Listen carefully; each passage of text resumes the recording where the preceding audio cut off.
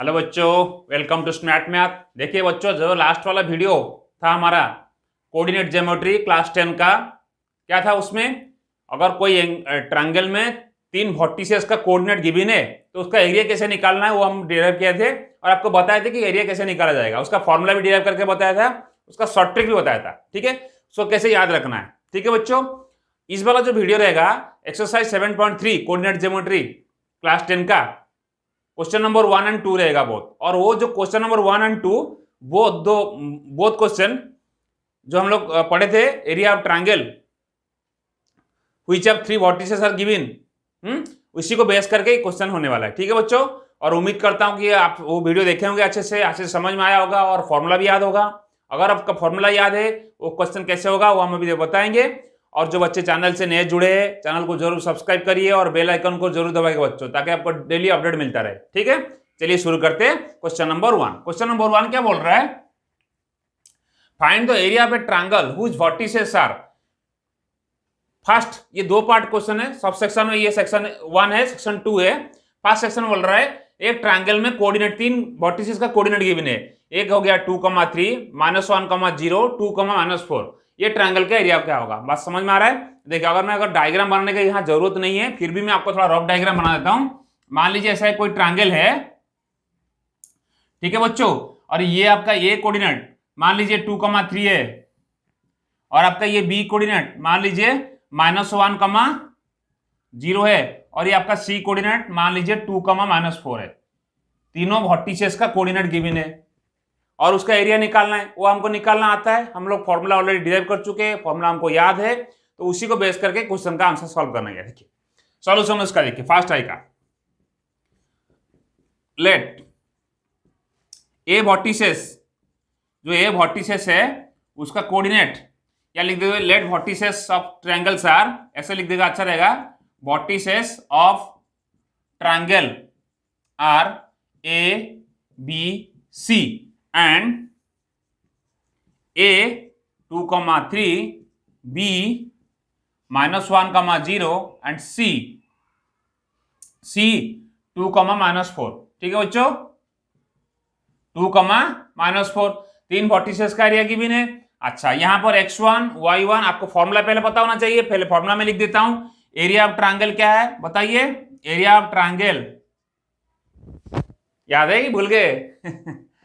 याद रखना जरूरी है बेटा। हाफ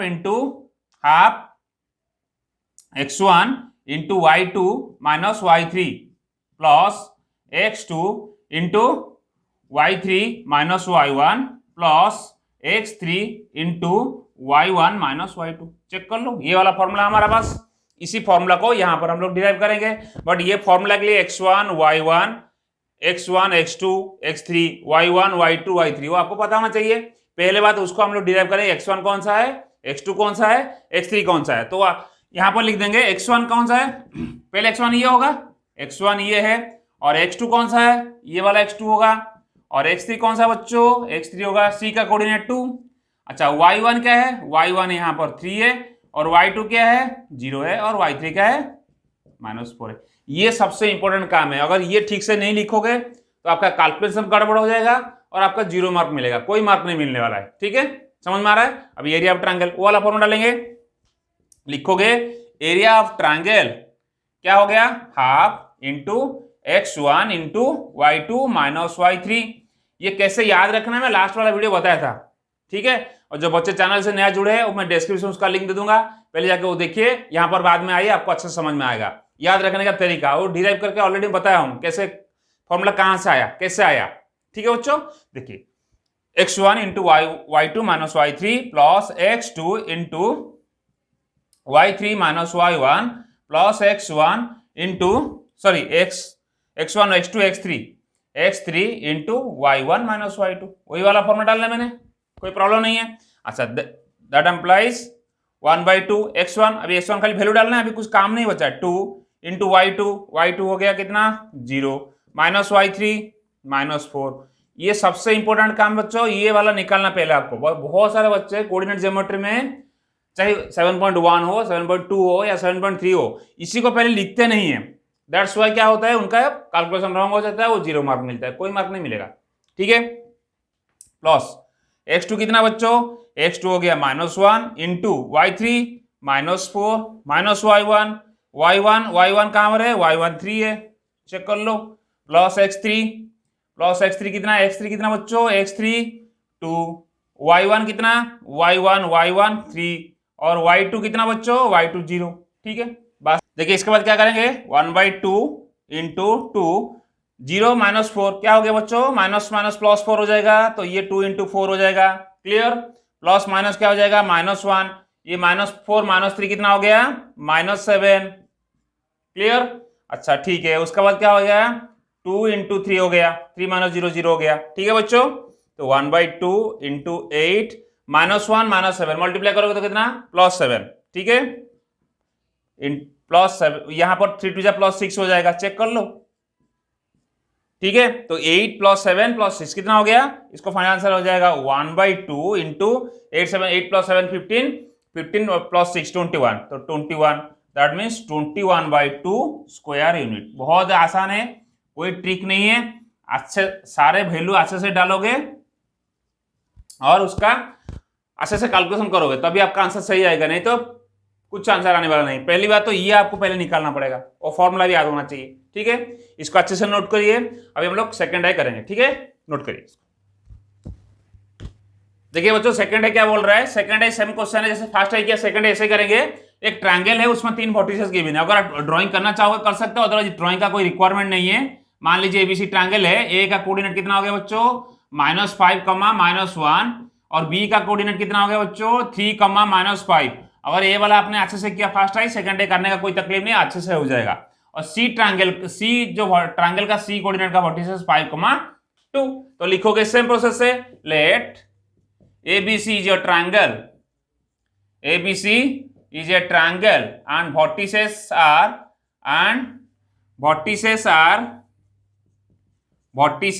A का वर्टिसेस कितना है 5, -1, B का वर्टिसेस कितना बच्चों 3, -5 एंड C का वर्टिसेस कितना 5, 2। अगर ये ट्रायंगल का 3 वर्टिसेस का कोऑर्डिनेट है तो x1 क्या होगा, चेक कर लो, x1 होगा -5, y1 होगा -1, x2 कितना होगा बच्चों 3, y2 कितना होगा -5, y2 ये वाला, और x3 कितना होगा 5।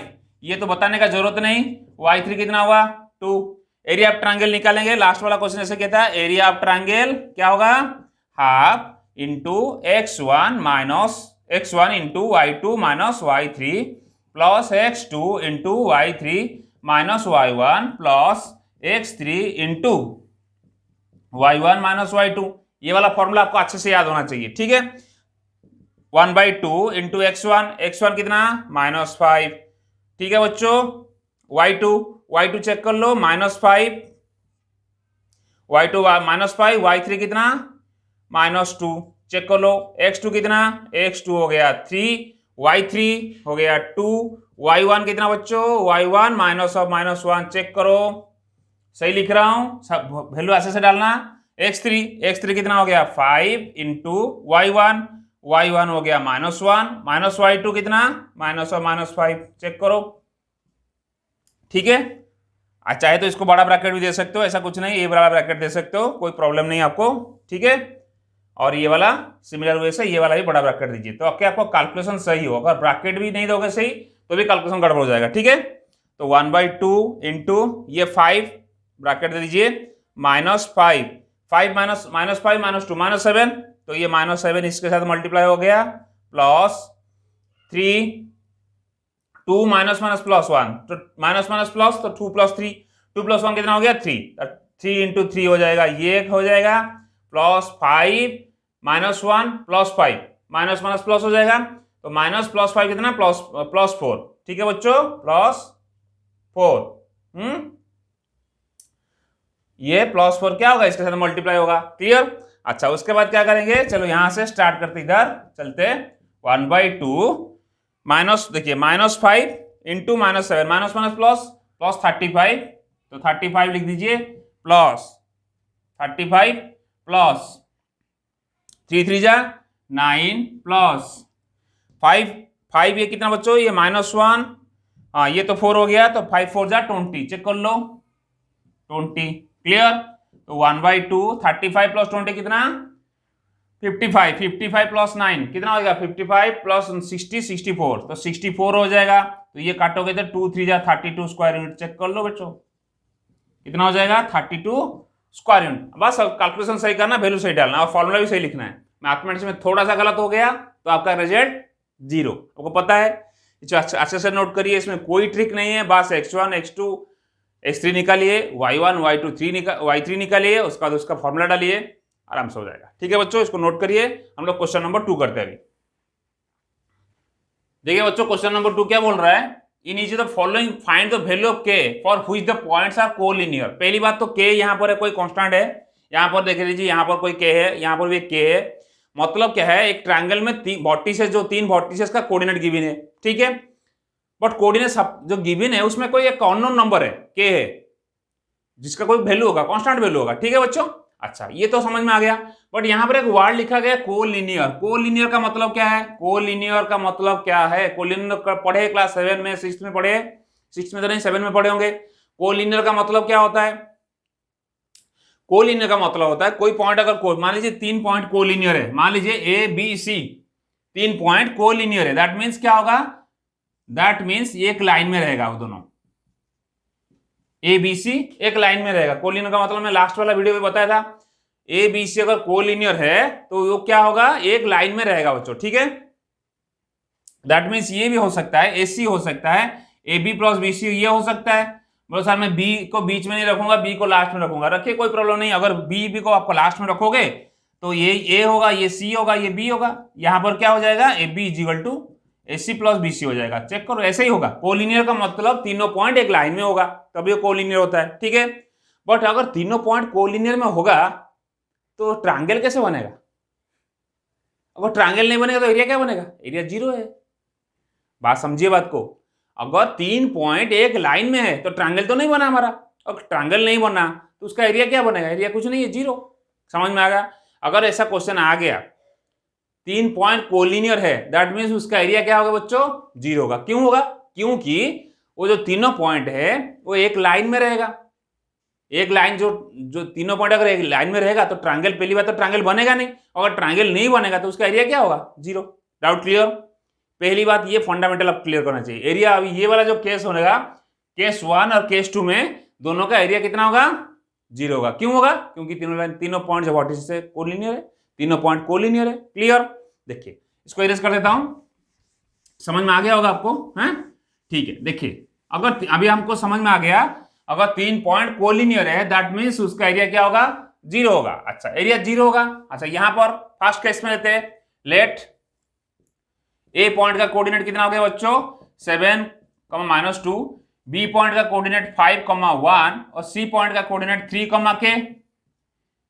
तो x1 कितना हो जाएगा x1 हो जाएगा 7 और y1 कितना बच्चों -2 x2 कितना x2 हो जाएगा 5 और y2 कितना हो जाएगा बच्चों 1 x3 कितना हो जाएगा 3 और y3 कितना हो जाएगा k।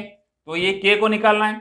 ठीक है आज वी नो दैट लिखोगे आज वी नो दैट तो 3 points are collinear so the area of the triangle 0।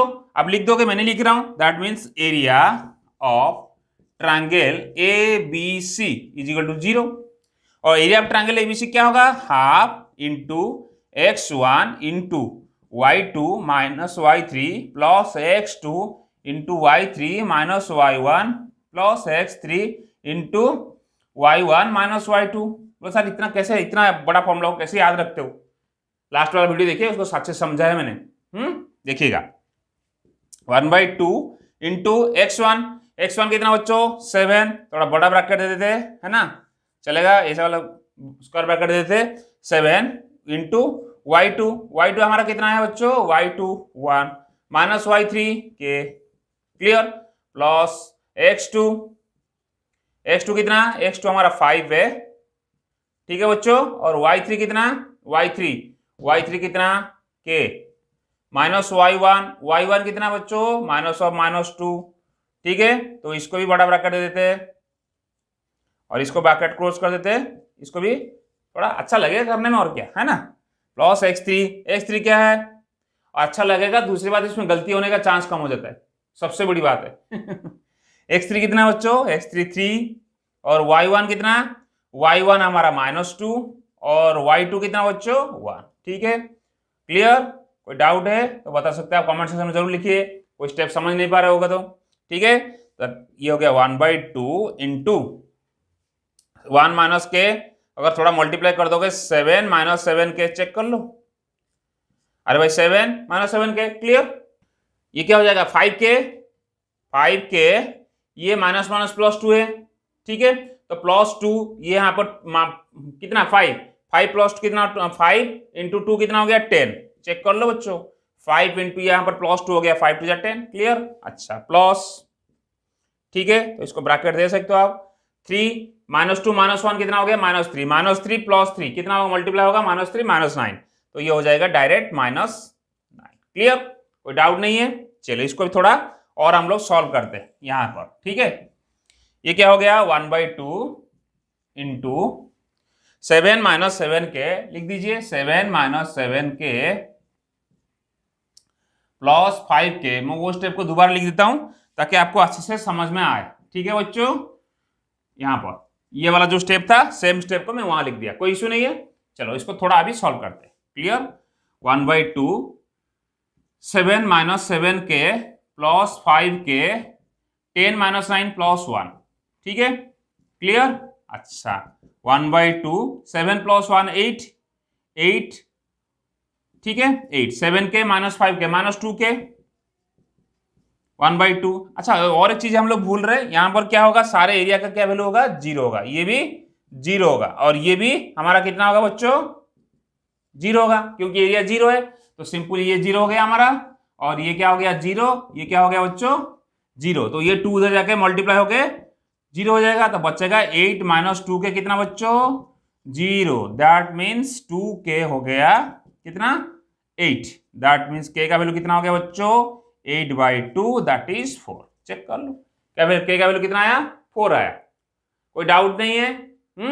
ठीक है, समझ में आ गया। अभी हम लोग सेकेंड आई करेंगे, इसको अच्छे से नोट करिए, इसको इरेज कर दूंगा। ठीक है, नोट करिए। देखिए बच्चों, सेकंड सेक्शन भी सेम होगा जैसे फर्स्ट सेक्शन हुआ था, सेम सेकंड सेक्शन होगा। कैसे होगा, late ABC is a triangle, is a triangle and coordinates of A क्या 8, 1, B का कोऑर्डिनेट कितना बच्चों k, -4, और C का कोऑर्डिनेट 2, -5। पहले ये लिख दीजिए, फिर लिखोगे since the 3 points are collinear so the area of the triangle will be 0। अच्छा, तो लिखोगे एरिया ऑफ ट्रायंगल ABC कितना होगा बच्चों 0। अच्छा, एरिया ऑफ ट्रायंगल ABC क्या होगा, इससे पहले तो आपको क्या लिखना पड़ेगा, इससे पहले आपको x1 का और y1 का वैल्यू निकालना पड़ेगा। ये पहला काम है आपका।